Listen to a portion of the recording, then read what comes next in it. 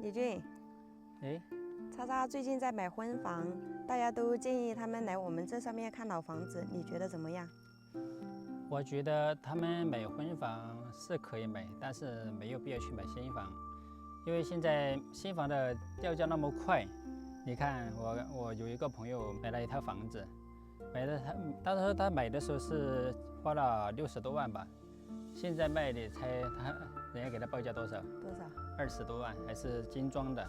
他一共花下来是大概花了90多万，装修好的，就是买房子加装修，再加他的贷款的话是100多万。我感觉现在买新房是不明智的选择，但是他们想买新房的话，这种其实也不好说，因为有的人他比较顾虑，觉得别人用过的东西，拿来当婚房的话就不太合适。而且呢，我感觉现在2手房玩意是可以买的，你自己买一个装修好的是吧？你先入住以后，等以后有钱了再给它翻修一下是吧？又是新房子了。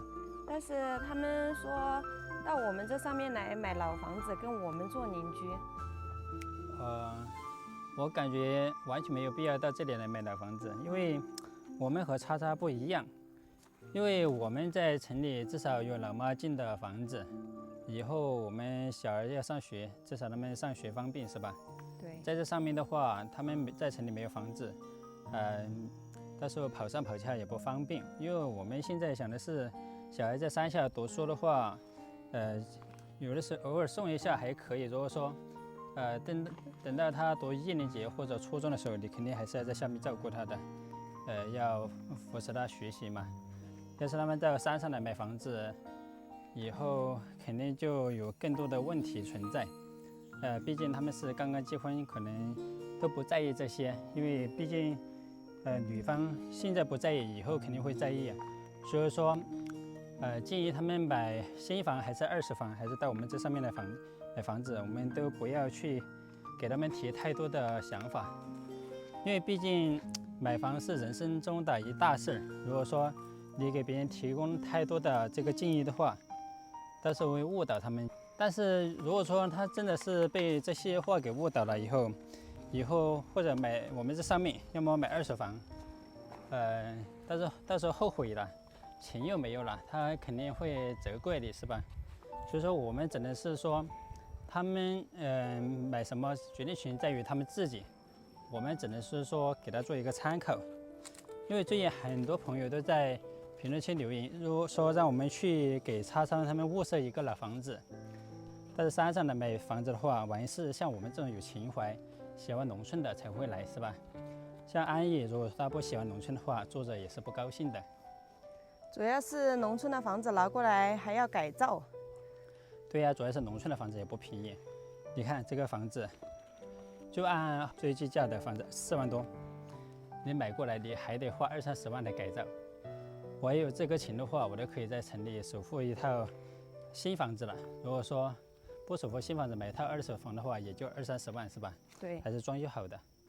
如果说再加上一些夫妻之间的争吵，说，当初说是买新房，你说不让买，然后但是3年买这个烂房子，是吧？这些都是有存在的，因为每个阶段的年龄他的想法都不一样，可能这个时候想的是买新房，可能下一秒又想买2手房，可能被大家的一句说，不如到李军他们上面去买个烂房子，可能他们就会想办法在上面来买烂房子。因为叉叉嘛，他对小钱的感情那是很深的，他也是说跟李小钱近一点。他到城里来买房子也是想着是偶尔可以到我们这上面来玩。反正房子我们可以带大家了解一下这些房子的价格。像这栋房子是那位放牛叔叔的，这栋房子呢，当初放牛叔叔说是让我带人来给他买下来。他一开始报的是7-8万的样子，但是我也是私下多次探了一下叔叔的口风，他也是说，如果说有人诚心买的话，这个价钱还可以讲，也就是说这栋房子可能在6至7万块钱能够谈下来。但是我感觉7万块钱太贵了，毕竟这些房子拿来也没有什么用，你得把它这些主体全都把它拆空，然后再给它重新改装，你直接像这样做的话，不符合年轻人的审美，是吧？这里面的功能也不齐全，房间它也是串来串去的，也没有厕所，而且呢也不防虫。所以说目前来说啊，他们要是结了婚想过24G的话，想买一栋这种老房子，我感觉是不现实的。叉叉的话也是说，这上面的这些村民不太友好，他骂架骂不过他们。本来叉叉也是那种不服输的，如果说有人找他麻烦，他肯定会怼回去。一来二去的话，在这里坐着也不舒服。他不像我一样，我是能不和别人闹，我就尽量不和别人闹嘛。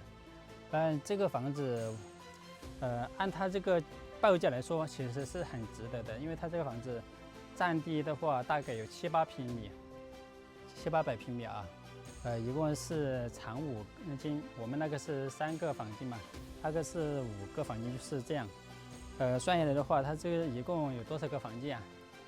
一共有10个房间左右啊。对。还有这里有一个流菌，如果说有人买下来的话，可以给这个茶室。这里也是通路的。这个房子的好处就是它的交通非常的方便，不仅这里能上来，还有那边也能上来。所以说这里也是打上一个栏杆，再打几个桌子出去，把这个院子弄宽一点，坐在这里欣赏风景也是很不错的。把这些杂树给它砍一下。如果说叉叉真的想到这里来跟我们做邻居，我是建议他买这个房子。为什么建议买这个房子呢？这个房子它价格合理，二呢就是没有纠纷，因为这个房子前后左右全都是叔叔他们自己的，所以说在这个后期的上面的话，可能不会有什么牵扯。唯一有牵扯的可能就是下面这个房子，但这个下面这个房子呢，现在已经快进倒塌的状态了。这个房子就是经常找我们麻烦的叔叔家的，所以说可能这里有点问题。但是如果说他们买房子的时候把他叫拢来，把这个边界指认清楚后，在边界的地方打几个柱子上来，把这个院子加宽以后，应该也是没有什么纠纷的。其实叉叉听了评论区的建议过后，他也有跟我聊过。他说问我们的想法，其实我们的想法，我是想他来的，但是还得看他自己是怎么想的。因为像这些买房子人生大事，必须要自己来抉择。对，我在想，他们现在自己手里有一点余钱嘛，如果说想买在城里的话，可以去先首付个房子嘛。像这样的话，可能以后对以后的生活，要好一些。如果说把钱用来买在这里，你还得花钱来改造，可能会超出他们在城里买二手房的价格，是吧？第二个房子，我就推荐叉叉有想法的话，可以买这个房子。但这个房子的话，价格太贵了，所以说我都不敢想。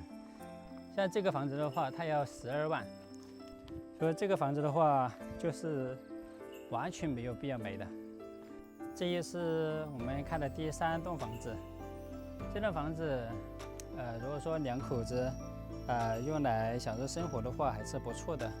但是也是需要花很大的成本去修复它，因为房顶都没有，房顶就得花1万多块钱。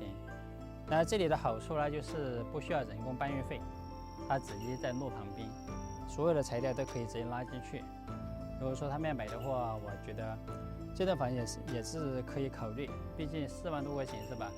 而且还省去了搬运费。好了，大家觉得，如果说他们到我们这里来买房子，你们会建议他买哪个房子好呢？